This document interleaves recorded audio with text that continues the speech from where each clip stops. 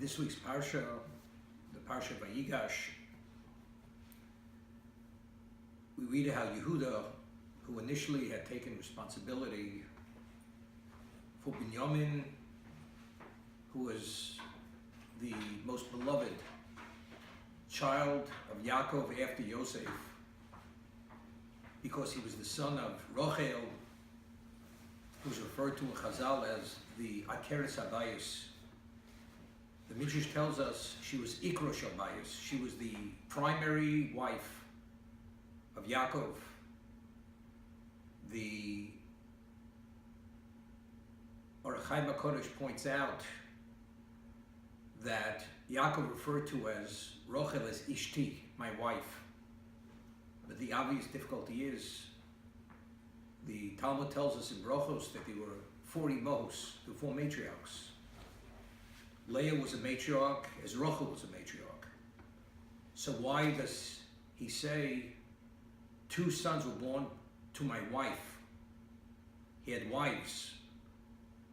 So the Orach Chaim HaKodesh explains that relative to Rochel, the children that were born from Leah are the equivalent of children of concubines, of a concubine, not the children of a wife. This is how beloved Rochel was to Yaakov, that Rochel's children, because she initially was the wife who was meant to be, it was only through deception of Lavan did Leah become the wife of Yaakov. And therefore, Binyamin was special, as Yosef was special. Yosef, of course, was more special, because firstly, he was the Bechor, he was the firstborn of Yaakov from Rochel. The viceroy of Egypt had accused the brothers of being spies, and they had shared with them when they defended themselves, and they claimed they were not spies, but rather they have an elderly father living in Canaan who had 12 sons. One of them is no longer alive. And 10 of them are there, but the youngest remained behind with their father because he is the child of his old age. And their souls are bound up to one another, and he cannot depart from him because his life would be in jeopardy. The viceroy says, to prove that you're not spies, you must bring him to Egypt. In the meantime, he had taken Shimon as captive, as a hostage, that if they don't return, he said he will do what he has to do to their brother. Yehuda negotiates with his father to release Binyamin into his custody, and he takes full responsibility for Binyamin to return him. And if he does not return him, he's agreeable to forfeit his share in the world to come. This is the level of responsibility which Yehuda had taken upon himself. Therefore, Yehuda is the spokesman. Now, Binyamin, when he was in Egypt, when he came, they had planted the viceroy's goblet, which he had divined with, in his saddlebag, and he was accused of stealing it. But it was obvious that it was a trumped-up charge, and now Yehuda is coming to defend Benjamin, and to prove his innocence, and how he's unfairly being accused of being a thief.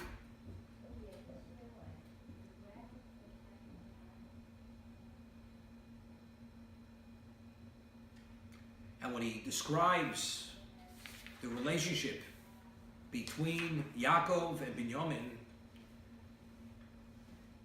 he recounts the conversation which he had with his father Yaakov. Vanomer, lo nuchal loredes. They said to our father, we cannot go down. Ki me'esh achinu hakotu niton v'yoradnu. That if our youngest brother's with us, we can go down, because we cannot see the man if he's not with us. And Yaakov again was very withholding and wasn't agreeable to acquiesce to his request. Because he says, Atem yodatem kishnayim yod li ishti. You know that my wife had born for me 2 children, and one is no longer here.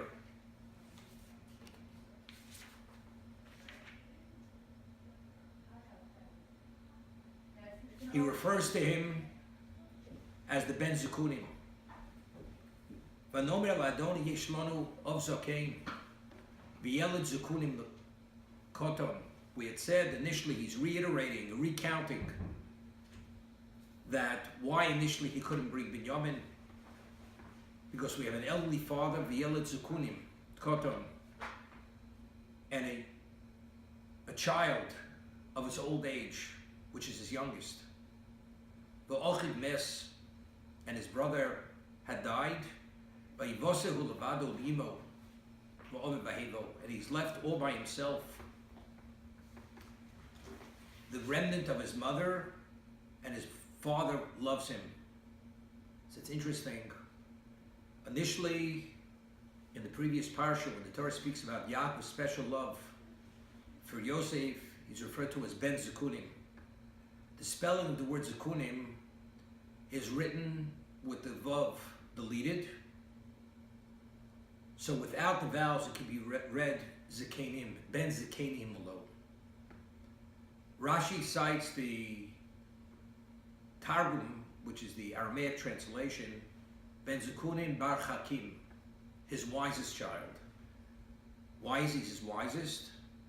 His capacity was greater than theirs, than his siblings, and all that he had studied in the yeshiva Shem Ve'ever, Yaakov had spent 14 years there.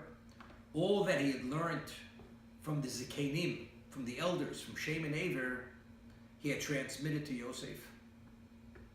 Yosef was the only one who had the capacity to be able to process that Torah which Yaakov had studied in Shem Ve'ever. So seemingly, it was only Yosef and not Binyamin. At that time, Binyamin was a small child. Did Binyamin have the same capacity? So the Baal HaTurim points out here, again, when Yehuda is reiterating and recounting what he had said to the viceroy, V'yeled Zekunim Koton, again, the word Zekunim is written with the vav deleted to indicate that Binyamin had the same capacity, and Yaakov had taught all the Torah that he had studied in the yeshiva Shem and Aver, he had taught to Binyamin. Meaning, Binyamin had a very similar capacity as his brother Yosef. And because he had that similar capacity as his brother Yosef, therefore he was really something special. Now, what is this? What is so special about this? That he had taught him and transmitted to him the Torah that he had studied in Shem and Aver. So I had explained that Yaakov, before he had to flee from Eretz Yisrael, from Canaan, he had never believed that he'd have to be exposed to the depravity of the world outside of Eretz Yisrael, outside of the Holy Land. The land is holy even before the Beis HaMikdash was built. It's God's land. God oversees this particular part of the world. Every location has an archangel. Eretz Yisrael is the only location in the world does not have an archangel. God directly oversees all its needs, all its aspects. There was a direct connection and link to God here. Leaving Eretz Yisrael, it was a different reality. He will be exposed to all the ills of the world, and not being trained and being mentored to deal with all the depravity of the world. How is he going to survive and remain spiritually intact, unscathed by the impurity of the world? And therefore he had to spend 14 years in Shem and Aver, who witnessed and experienced, were exposed to the evil of the world pre the great flood. And that's the Torah he had to study. Yosef, as we explained, Yaakov himself is the patriarch of exile. No one suffered the way Yaakov suffered. and most of his suffering was outside of Canaan.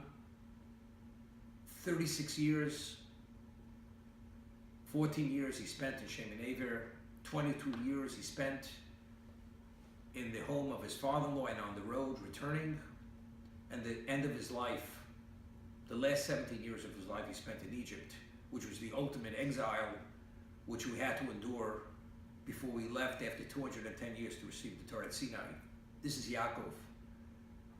Yaakov had the resiliency to all the ills of exile because of his own dimension of being, and also because of that Torah that he was taught, that he was mentored by Shem and Aver. Yaakov mentored Yosef. Yosef, having all the ability and the capability of his father, as it says, he looked identically, his facial features were identical to his father. He was the son of Rachel, who dominated the material existence, as he was the viceroy. He was the provider to the world of all sustenance. He was in prison. He became the warden, although he was a prisoner. Paro was proficient and well versed in 70 languages. Yosef was 71. He always dominated physical existence, which is what you need to contend with exile. Binyamin, being the son of Rachel, the Torah reveals here, he was also Ben Zekunim. Binyamin had a similar capacity, that he's also able to contend with all the ills of exile. So that they're claiming that if he should depart from his father, his life will be put in jeopardy. Yaakov, because he's Ben Zekunim, because he sees this child as a continuum of his own existence, because only he had that ability. The other sons did not have that ability, the capacity to deal with that, to control and dictate and dominate the material world, to guarantee the survival of the Jewish people. But it's interesting. He used the word vayivosehu levado. He remained by himself, li'imo v'avi v'ahivo. It could have said vayivoser li'imo v'avi v'ahivo, levado, only. I mean, if they already said that he had two children from her, and the brother died, he could have said, and he's the one who's left. What's levado? We find that when Yaakov had battled with the angel, the Torah tells us he had gone back and he was all by himself. Vayivose Yaakov levado. Torah also uses the same terminology. He was left all by himself. And at that moment, he was attacked by the archangel, who was the archangel of Esau, of the Edomites. This was the battle between good and evil. The spiritual representation of evil battled with Yaakov, and Yaakov was the victor. He was able to lord over the power of evil in existence. And this is why he had the transition. There was a metamorphosis to a degree from Yaakov to Yisrael. As the Torah says, Kisarisa im Elokim v'odav v'tuchol. You lorded over God and man, and you succeeded.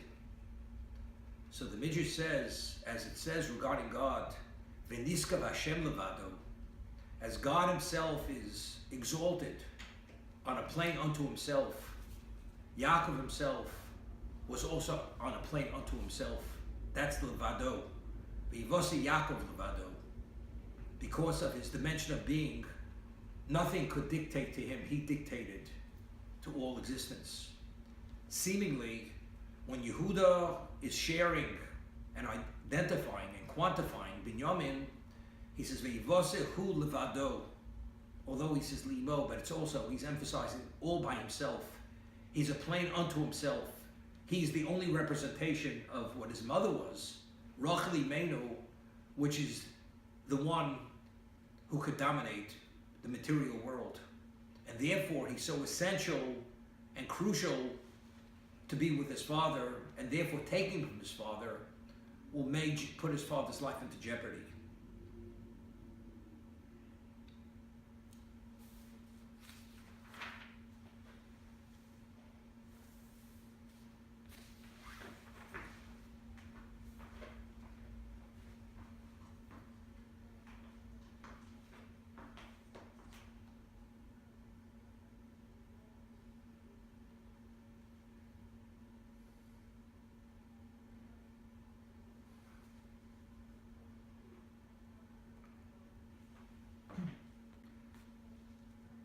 After Yehuda makes his presentation, it was so compelling,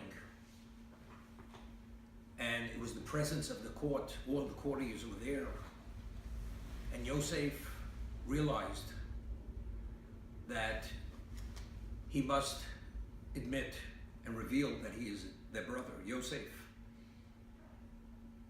V'lo yochel Yosef l'sapek chol hanitzavim olav. Yosef was not able to withhold himself for all those who were present. And immediately he gives the order, he calls out, remove all people from his presence. And no one was with him when he made himself known to his brothers. Vayomer Yosef el Yaakov. Yosef said to his brothers, Ani Yosef, Horov Yichoi. I am Yosef, is my father still alive? V'lo yochlu Echov lanos. Also, his brothers were not able to respond when they heard him identifying himself as Yosef. Ki nivelu biponov. They were overwhelmed in his presence.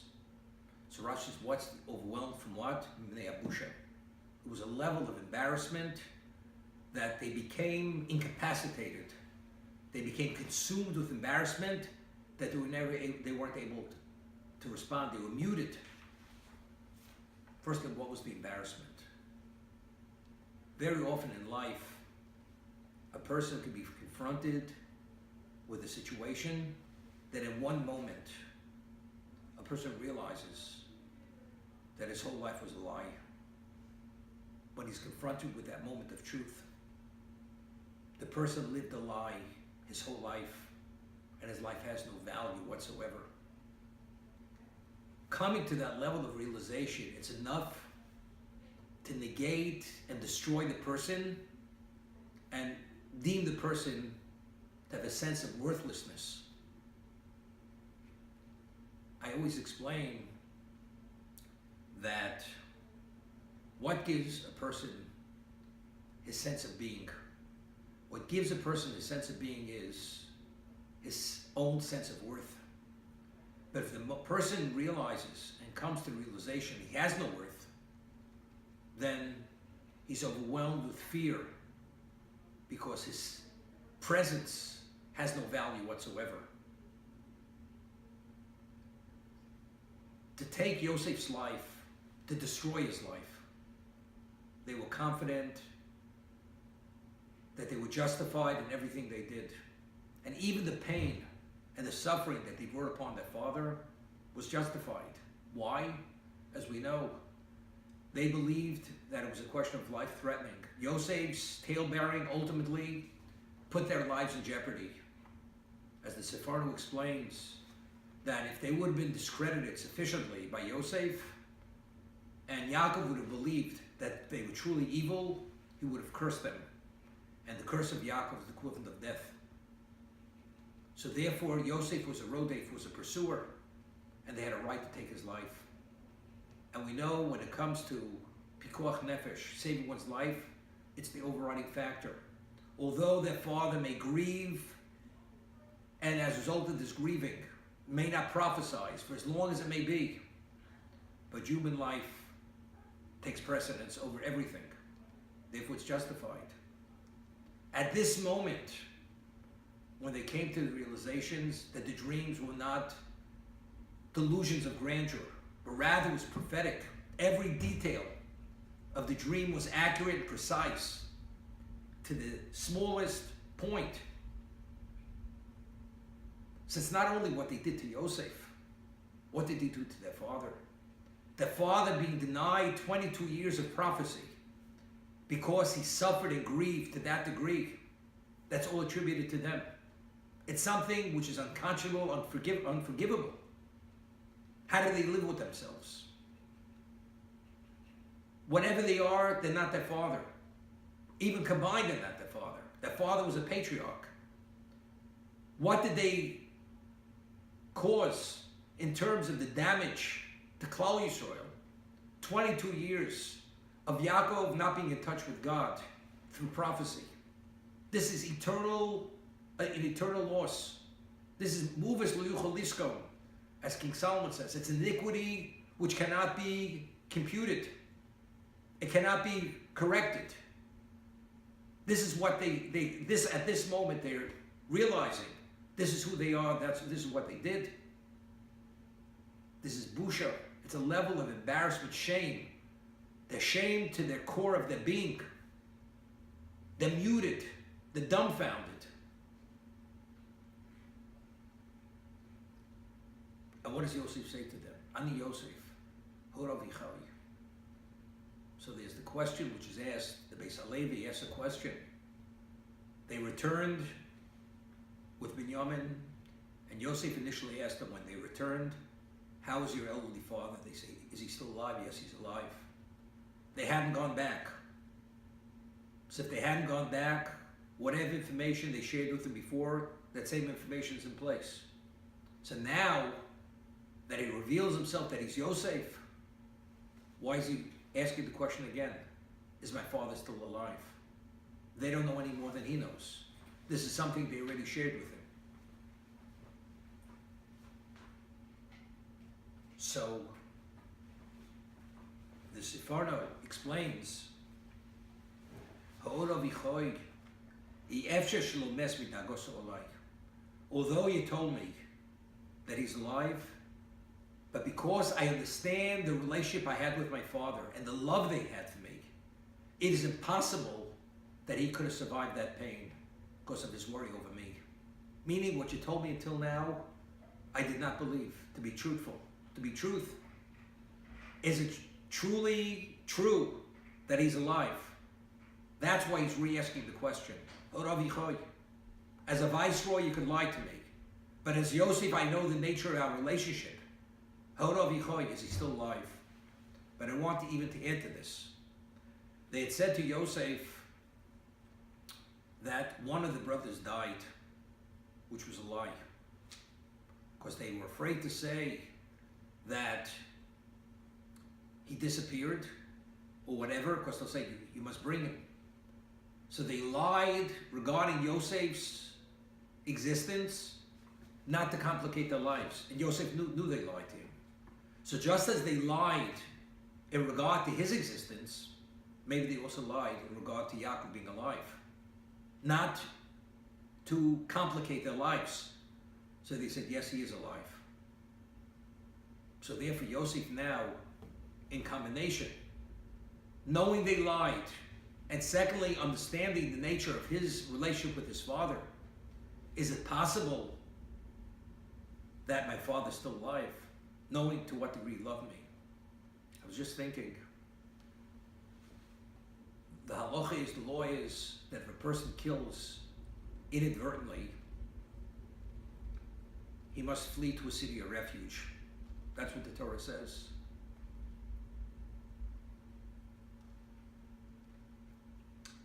So the Talmud tells us that if a Rebbe kills inadvertently, his yeshiva, his students must go to the city of refuge to be with him. Why? Because if the Rebbe does not have students to disseminate Torah with, it's the equivalent of death. Because the life of the Rebbe, of the teacher, is the Torah interaction with the students. That's Chaim. That is his life. Yaakov without Yosef, we're not speaking about a fatherly love for a son only. We're speaking about a spiritual connection, a dissemination, a continuous dialogue between Yaakov and Yosef.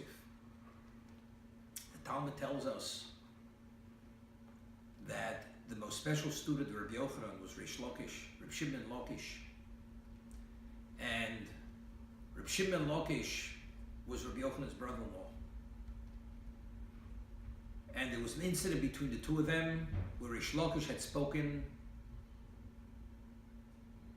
disrespectfully to Rabbi Yochanan, and because of that he died.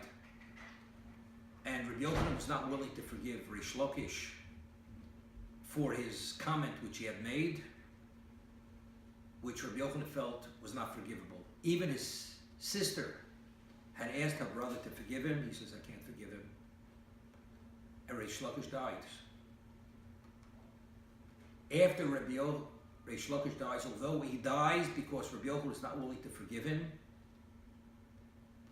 he goes into a depression because he has no one to interact with, to disseminate his Torah to, as he had to Reish Lakish, his primary student. So one of the other students had come to Rabbi Yochanan to present some difficulties, and he presents it before Rabbi Yochanan. And Rabbi Yochanan says, you think this will somehow console me when you come to ask me one question, two questions? My beloved student, Reish Lakish, Reb Shimon Lakish, we would have 24 contradictions, and he would present it, and we would interact. Is it something which is comparable to this? And it says, the Talmud says, that as a result of this grief, he lost his mind. He lost his mind, and his colleagues had to pray that he should die because he was beyond recovery. This is Rabbi Yochanan Reish Lakish. Here we're talking about Yaakov Avinu with Yosef. Yosef was the most special, beloved son. He was meant to be one of the 12 tribes, the Shiftei Kah, the tribes of God as it's expressed by David and Tehillim. He's one of the Shiftei Kah. He's the Ben Zekunim. And he's no longer, and Yaakov believes he's no longer alive. Ani Yosef Avi Mes, over Avi Chai. Is it possible my father survived it? If Rabbi Yochanan couldn't survive the demise of Reish Lakish, which he was the cause of it because it was unforgivable, is it possible Yaakov survived believing that Yosef was no longer alive? Or Avi Chai.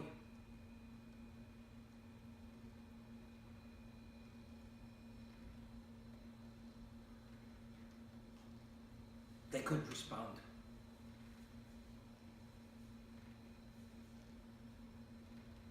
And as I said, it was a moment of truth. Now they realized, until this moment, everything was justified.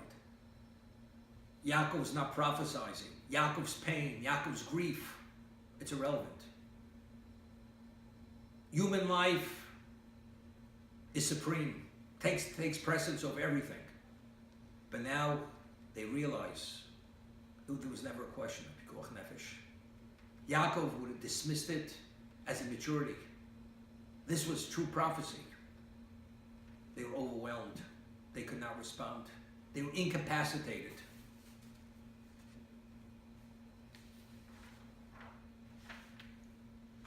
V'yomer Yosef elechod. Now, the question is, that was the first reaction. But factually, Yosef claimed he divined.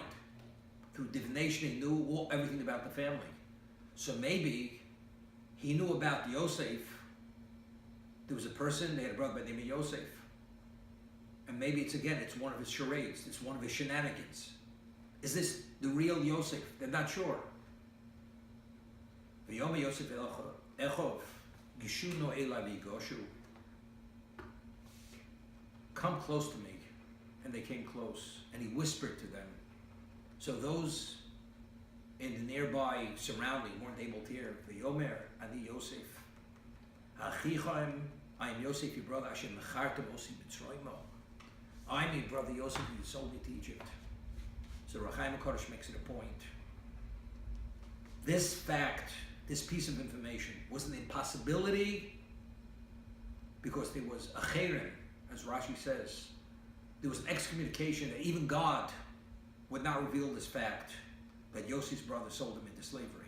That's what Yaakov did not know. And that's why Yitzchak, their grandfather, cannot share this with Yaakov. Yitzchak also knew that Yosef was alive, but he couldn't share it with his son. So how does this man know it? Evidently, he must be Yosef. So this is the confirmation when he says, "I am Yosef, who you sold me to Egypt." This is a confirmation that this is truly Yosef. But they're distraught, they're broken. He tries to console them.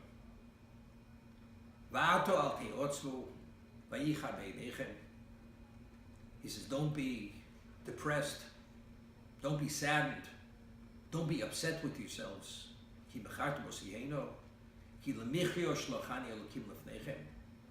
God had sent me as a saving factor before you.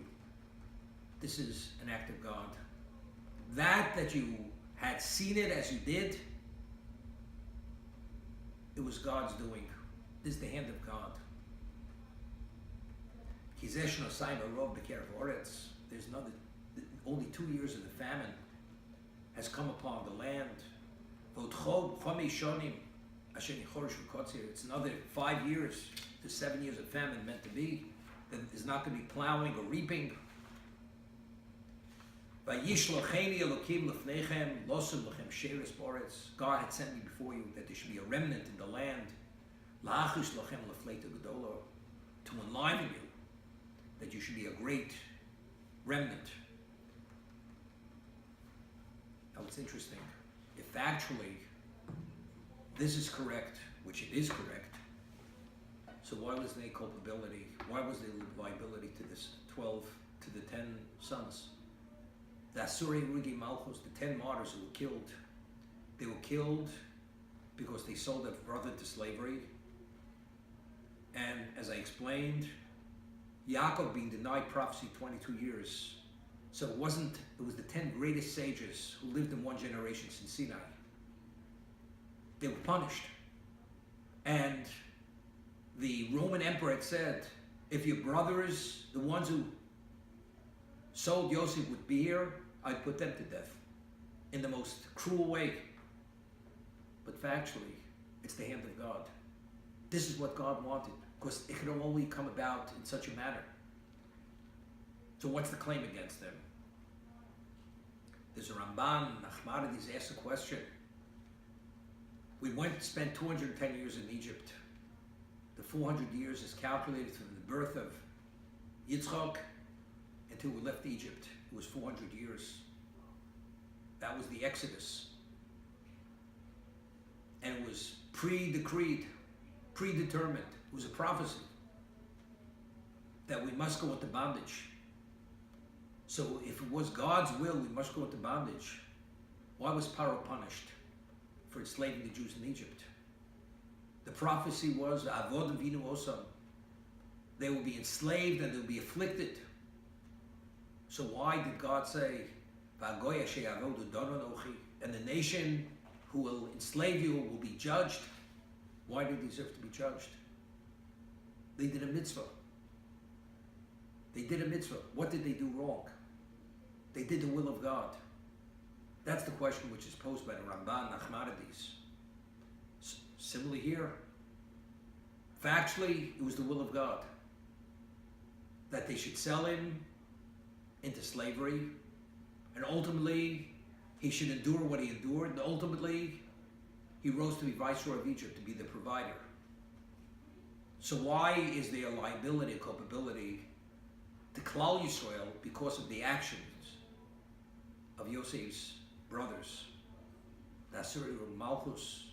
There was never a tragedy which befell the Jewish people like the murder of the 10 martyrs. We're able to say what the Ramban says in regard to the enslavement of the Jews in Egypt by Paro, and he cites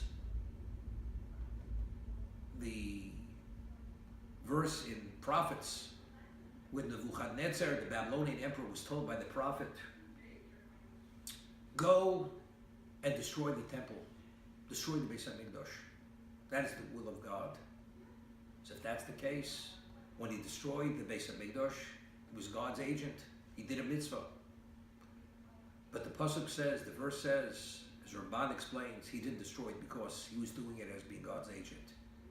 He totally ingratiated himself.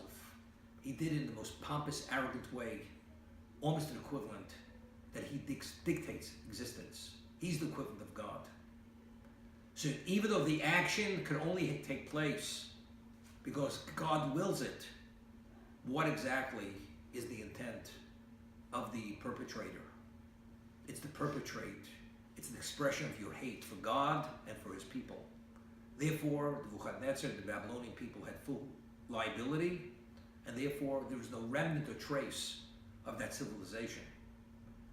Although Lemichli Shalchani, it was predestined. Yosef had to be in Egypt. But why did they sell him? Did they sell him that he should be the ultimate savior for the Jewish people? Or did they sell him, as it says, they hated him, they despised him. They could not tolerate his existence to the point they wanted to kill him. So the intent was their own issues. If that's the case, there's liability. Even though the result, the action itself, has to evolve and has to be.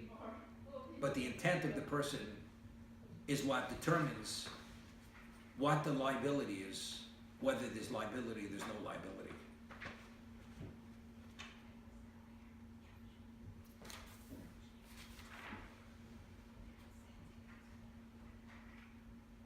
Just to end with this, he says to his brothers, Maru v'alu al ovi v'amartem elov, hurry and ascend to my father and tell him, say to him, Kom bidcho Yosef.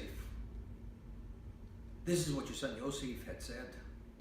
Samani elkim la'odom l'chol Mitzrayim. God has placed me as a master to all of Egypt. Redo ilai al tamod. Descend to me and do not delay, do not tarry.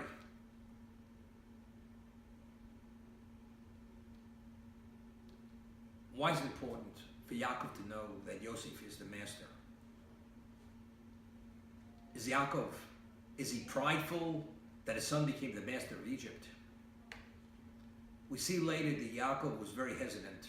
Even when he was told to go to Egypt, he understood he has to go to see his son. He was worried of the negative effects that Egypt would have on his family, on his children. Assimilation, acculturation. We may be destroyed in exile. But when he heard that Yosef was the master and he had control, and he would be able to be the proper provider, and to create the insular environment in Egypt to guarantee the eternity of the Jewish people, Yaakov would not be concerned whatsoever. Therefore, this piece of information, tell out my father, I am the master. Master means I dictate. I have the ability to determine and to address all the needs of the spirituality of the Jewish people to guarantee their eternity in exile despite the depravity of Egypt.